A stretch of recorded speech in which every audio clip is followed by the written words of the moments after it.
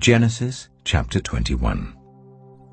The Lord visited Sarah as he had said, and the Lord did to Sarah as he had spoken. Sarah conceived and bore Abraham a son in his old age, at the set time of which God had spoken to him. Abraham called his son who was born to him, whom Sarah bare to him, Isaac. Abraham circumcised his son Isaac when he was 8 days old, as God had commanded him. Abraham was 100 years old when his son Isaac was born to him.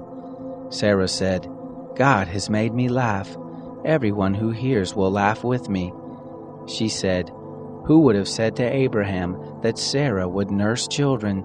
For I have borne him a son in his old age." The child grew and was weaned. Abraham made a great feast on the day that Isaac was weaned. Sarah saw the son of Hagar the Egyptian, whom she had borne to Abraham, mocking. Therefore she said to Abraham, "Cast out this handmaid and her son, for the son of this handmaid will not be heir with my son, even with Isaac." The thing was very grievous in Abraham's sight on account of his son. God said to Abraham, "Don't let it be grievous in your sight because of the boy, and because of your handmaid. In all that Sarah says to you, listen to her voice, for from Isaac will your seed be called. Also of the son of the handmaid will I make a nation, because he is your seed." Abraham rose up early in the morning, and took bread and a bottle of water, and gave it to Hagar, putting it on her shoulder, and gave her the child, and sent her away.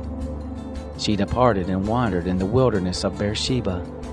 The water in the bottle was spent, and she cast the child under one of the shrubs. She went and sat down opposite him a good way off, about a bow shot away. For she said, "Don't let me see the death of the child." She sat over against him and lifted up her voice and wept. God heard the voice of the boy. The angel of God called to Hagar out of the sky and said to her, "What ails you, Hagar?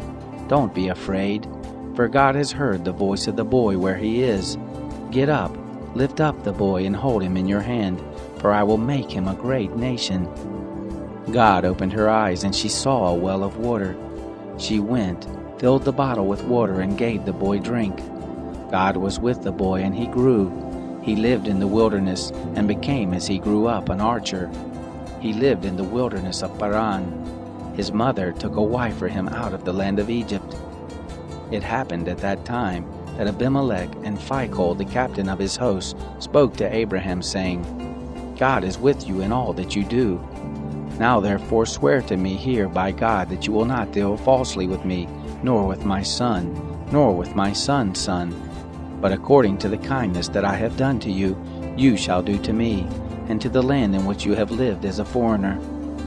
Abraham said, "I will swear." Abraham complained to Abimelech because of a water well which Abimelech's servants had violently taken away. Abimelech said, "I don't know who has done this thing, neither did you tell me, neither did I hear of it until today." Abraham took sheep and oxen and gave them to Abimelech. Those two made a covenant. Abraham set 7 ewe lambs of the flock by themselves. Abimelech said to Abraham, "What do these 7 ewe lambs which you have set by themselves mean?"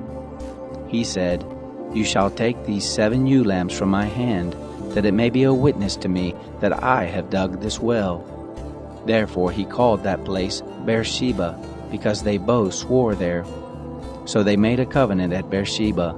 Abimelech rose up with Phicol, the captain of his host, and they returned into the land of the Philistines.